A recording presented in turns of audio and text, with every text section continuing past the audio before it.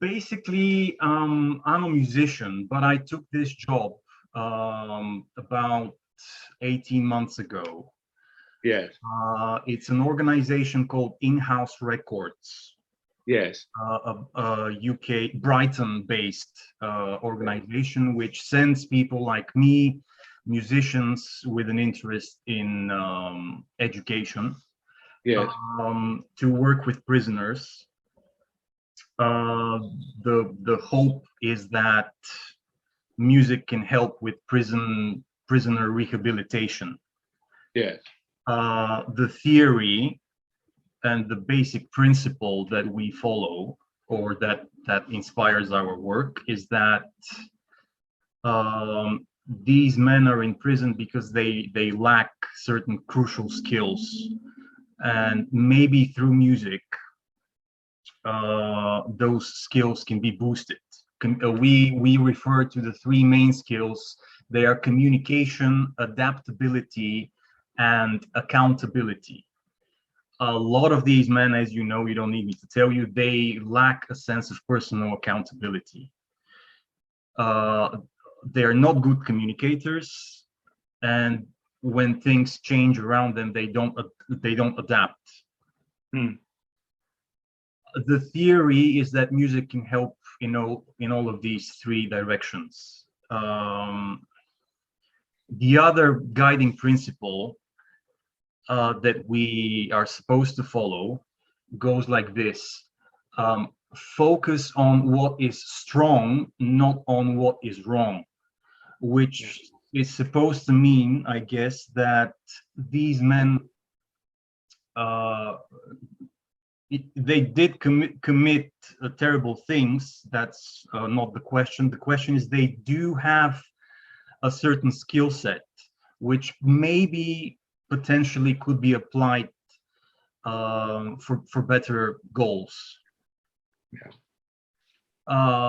So it's a slightly vulgar example, but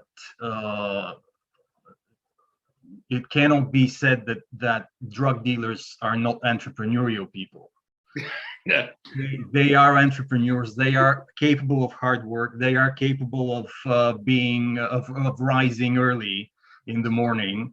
and Uh, their arithmetic is probably adequate as their well. arithmetic, exactly, and so the hope is that these skills can be used not for drug dealing, but for other things. And to be honest, I'm not entirely convinced.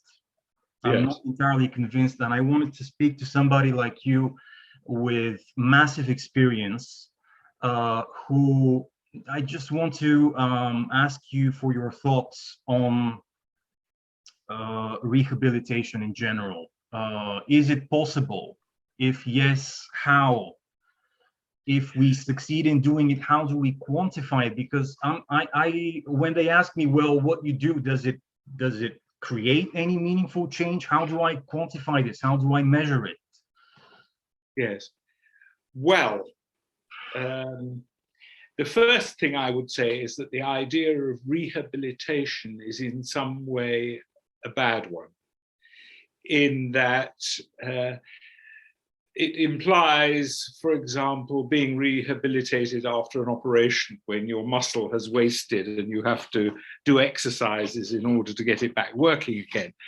Well, there isn't anything wrong with people in the first place in that sense, that it needs rehabilitation. However, I don't really want to get stuck over the words. With regard to your problem of trying to prove that it actually works, I don't think you can prove that it works. Let me give you an example. In the prison in which I work, we had a writer who used to come in. He was a very nice man, and he used to offer courses in writing to prisoners who were interested. And there were about half a dozen who joined the group, something like that. And what he said was extremely interesting to me. The reason he spoke to me was because the prison wanted to get rid, they paid for him and they wanted to get rid of him. They were trying to cut costs. Yes. And so he asked me to write a letter in support of him, which I did, because I thought what he was doing was very good. And of course, that was the kiss of death as far as he was concerned. me supporting him, that would. But anyway, what he said about the people that he was teaching, or whatever you want to call it, tutoring, so on, mentoring, I don't know what you call it. He found that what happened was all of them, of course, when they started writing, they wrote autobiographically, as most writers do. Mm-hmm. And they came to a point at which they stopped. They couldn't go on. And that point was always the point at which they realized that the stories they'd been telling themselves about their lives and about why they were doing the things they were doing was false. Mm-hmm. And this was very hard for them. Mm-hmm. Eventually they got over it. And now let us suppose that as a result of this experience, they did start to behave better, because were rehabilitated. Mm-hmm. There are lots of problems with trying to prove it. They are a selected group of people who are already probably above average in some way to begin with. Mm-hmm. Mm-hmm. So they're expressing an interest in something. Yes. There's the question of age. If you look at most prisoners, if you look at the age at which prisoners are brought into prison for a new offence, by the age of 39, it's almost disappeared. Yes. So if you want to call it rehabilitation, they rehabilitate spontaneously. Yeah. You don't have to do anything. You just have to wait for the testosterone level to go down, or whatever it is. They just can't. They used to say, I just can't do my bird anymore. They just didn't want to continue doing it. I mean, of course, there were exceptions. So you have to take that into account as well when you're trying to establish whether it works or not. And then you'd have to follow them up and see what they were. And you'd have to have a control group whose the main difference would be that they didn't join the group. But if they didn't join the group, they were probably prima facie different to begin with. So it's extremely difficult. Now, what my argument in favor of this man was, mm-hmm. that he didn't cost very much. I mean, this was not a major expenditure. Mm-hmm. And if what he did actually stopped one person from committing further offences, mm-hmm. he had paid for whatever his cost was, over and above his salary, or which wouldn't have been very great anyway. Mm-hmm. So it seemed to me that this was worth taking a risk. But even that, I don't think, actually, I haven't worked this quite out, but I don't think a purely utilitarian attitude to it is right. Mm-hmm.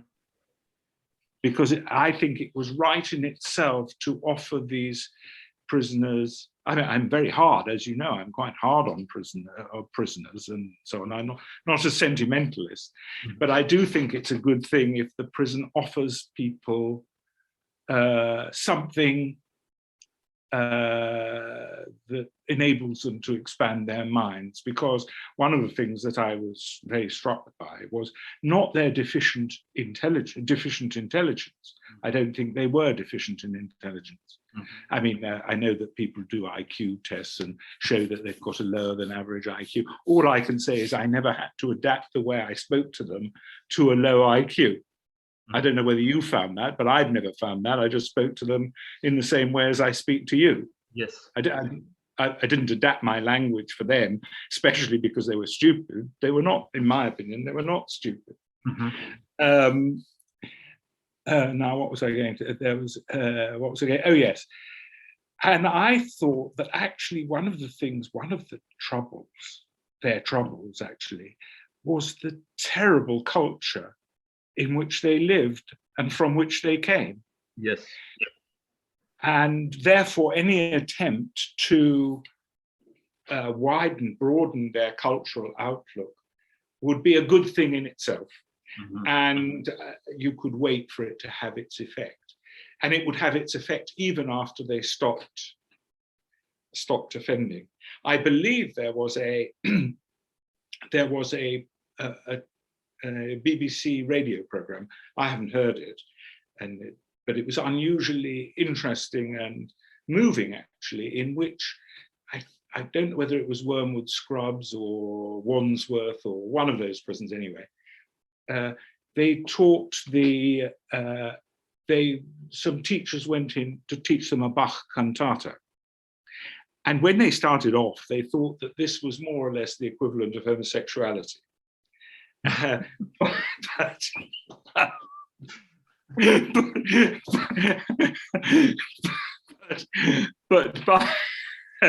But by the end, they thought it was the most marvelous thing they had ever done.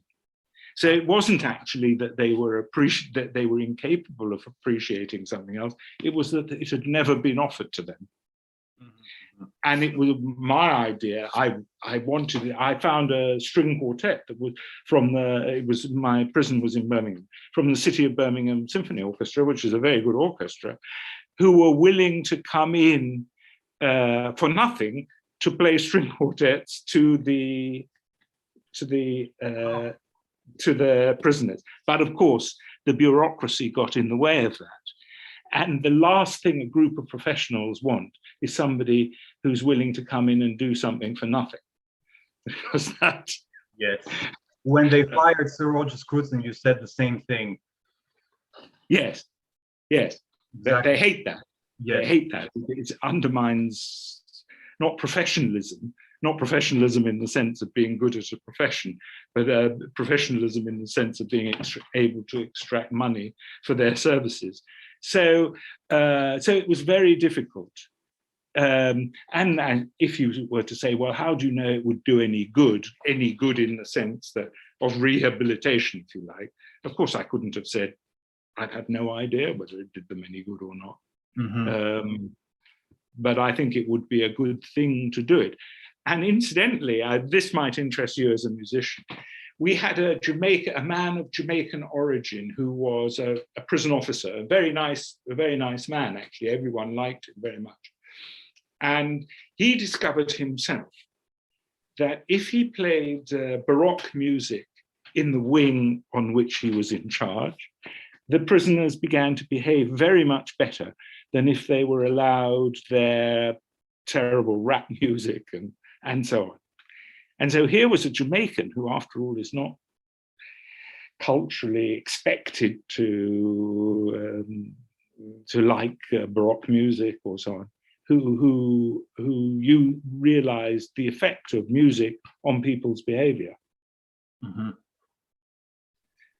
So I don't know, this probably doesn't help you very much, but if I were in charge, say, and somebody says, well, this man is coming in teaching them music, and how do you know that it does them any good, in the sense that it prevents them from coming back into the prison? I'd say I don't really care all that much whether it does, because it's impossible to know. I mean, just because you can't prove it doesn't mean to say that it doesn't have an effect. And the chances are it has a good effect. It's more likely to have a good effect than a bad effect.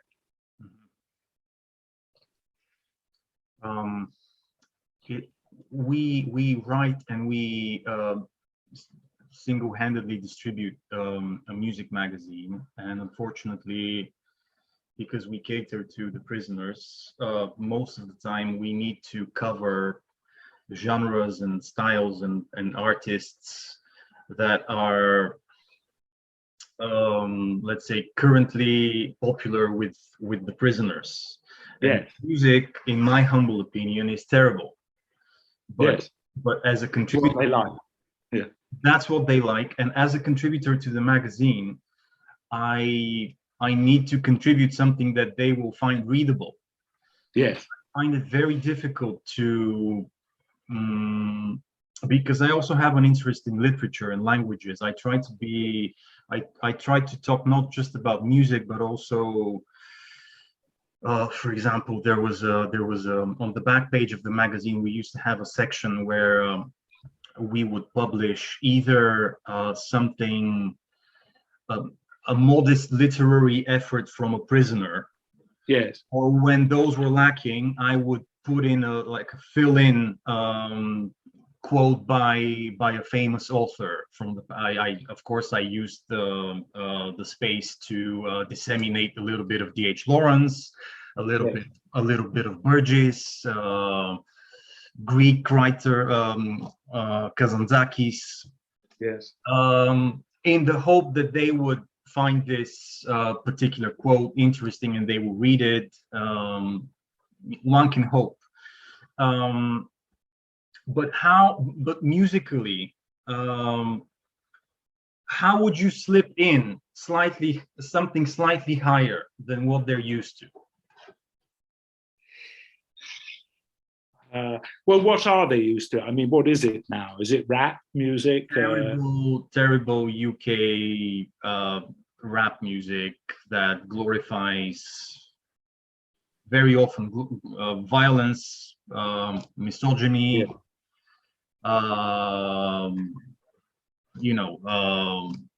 I grew up in the ghetto, and the ghetto is who I am, and that kind of thing. And it's sorry, go on. It's so what's the word? It's the same. It sounds the same to me. Yes, you mean it's monotonous and monotonous, uniform. Of course, maybe somebody else would say, well, Baroque music sounds all the same to me. But this hip hop in particular is just more and more of the same. Yes. Well, that of course is, I mean, there are lots of people who like the same. So whatever the same is, but I don't know. Is it possible to do? I mean, this isn't strictly about the music, but is it possible to analyze the words? Yes. The lyrics? Yes, I was in charge of the writing section in the magazine, in which I in every piece I would analyze either a specific song by a UK rap artist, or I would scan through this person's multiple songs and look for specific literary techniques like metaphors and metonymies and alliteration and rhyme that they're using. And sure enough, sometimes there is a little bit of linguistic inventiveness. Yes. But the music is just terrible, and usually this linguistic inventiveness is in the service of a terrible message. Yes. Well, do you actually analyze the message itself?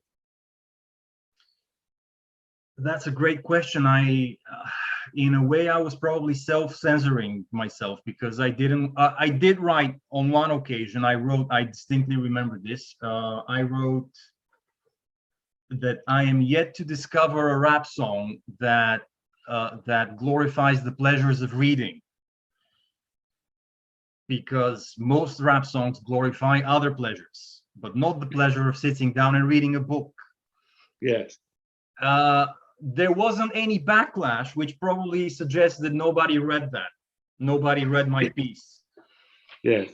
So, but I mean, how big is the distribution? Is it all prisons in Britain, or just your prison? No, it's something like 6, maybe 7 prisons in London and the southeast.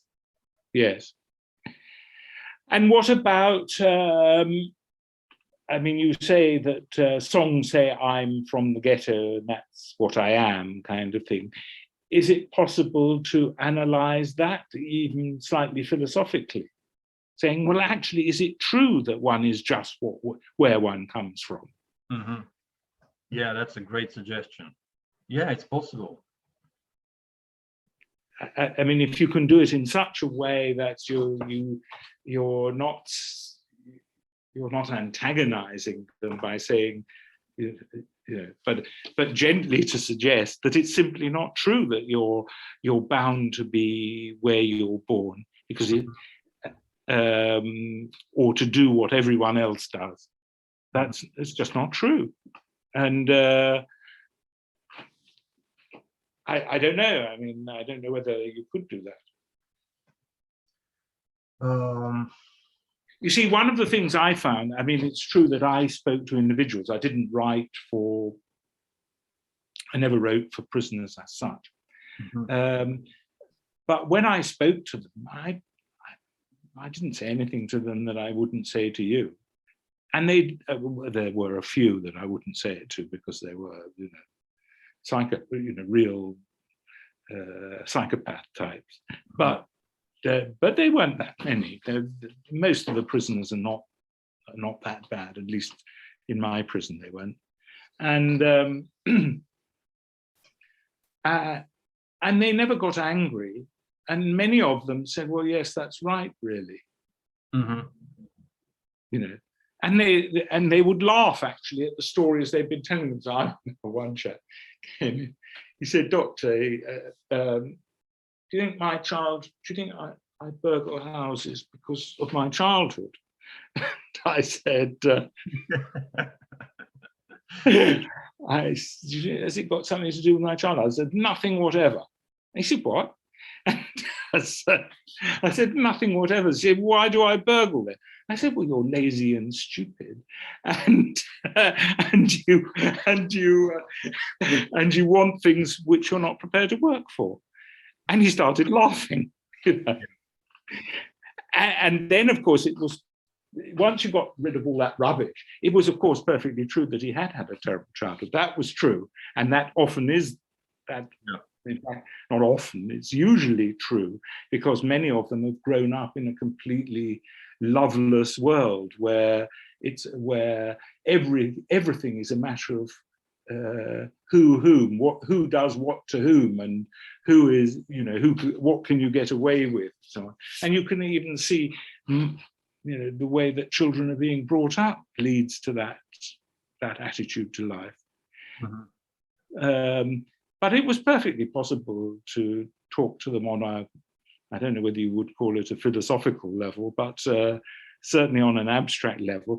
And although they were not well educated, they were not, in fact, they were very badly educated, they were capable of understanding. I'll give you another example. Once a man came to me demanding drugs to calm him down. He said if I didn't give him drugs to calm him down, he would have to kill a sex offender. So I said, well, hang on a minute, why would you have to kill a sex offender? And he said, well, they interfere with little children. I said, well, they don't all interfere with little children, but anyway, let's talk about it. I said, do you have any children? And because I knew what the answer was likely to be, and he said yes. And they said, how many? And it's 3, all from the same mother? No, no. And do you see these 3? Oh no, I don't see any of these 3 children. And does the mother of your children have a boyfriend? And he said, oh yes. I said, do you think she has one boyfriend, or does she have several boyfriends perhaps? And he said, well, she probably has more than one. And I said, and how is one or more of these boyfriends going to treat your child?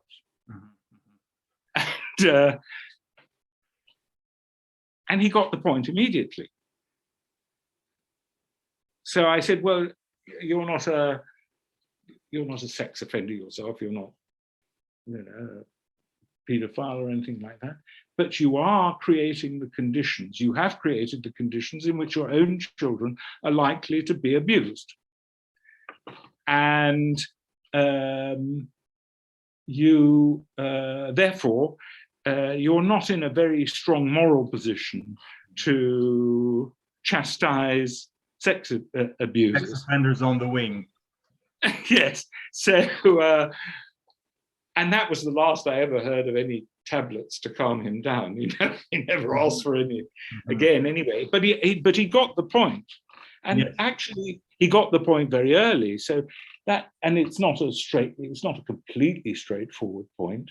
So these people are capable of understanding things. It's not that they don't understand. Yes. And that's why, in a way, the very idea of rehabilitation as if they are suffering from an illness is wrong. What they need, I thought, was more a Socratic dialogue, if you want to call it a Socratic dialogue. I don't know what you think. Of course, I agree with this general strain that runs in your writing, that it's ultimately it's their decision to commit the crime that causes crime, and these endless excuses about the ghetto and my parents and my childhood, and yeah, I mean, I think one has to acknowledge. Yeah, one has to acknowledge that, of course, some people's path through life is a lot easier than other people's path through life, and some people are born in fortunate circumstances and some are born in very unfortunate circumstances. But people who are born in very unfortunate circumstances can overcome them and do overcome them. And not only has this happened, but it's happened on a mass scale. So it's important to get that across. And there's a kind of dishonest fatalism about it all. On the one hand, they claim, you know, I can't do otherwise. And on the other hand, they know perfectly well that it's not true. Yes. But there are advantages to them in claiming. I mean, it's a dialectic between the person, usually the kind of person who says, yes, you can't help it because you were born in the ghetto, and, you know, etc., etc. And they want an excuse for themselves. But both are actually not telling each other the truth. And I personally found that sometimes, or often, telling the truth in a straightforward way came as a relief to them. Just as I saw lots of women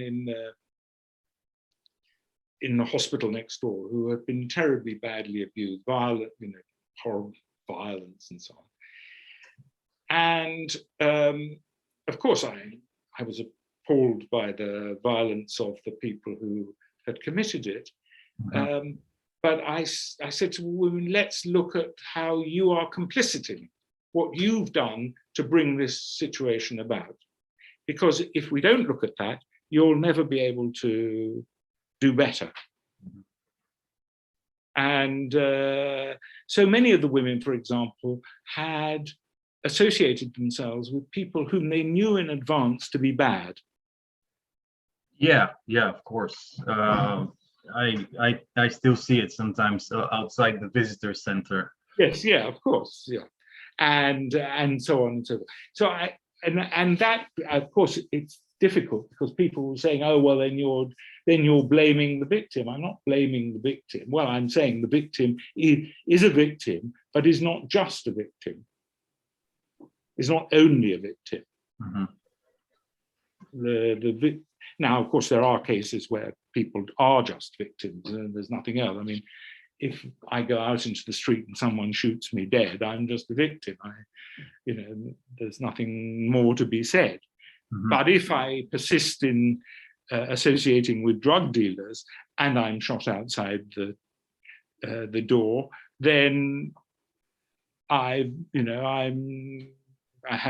even though I shouldn't be shot, I can't say that it's wholly out of the blue. Yes. But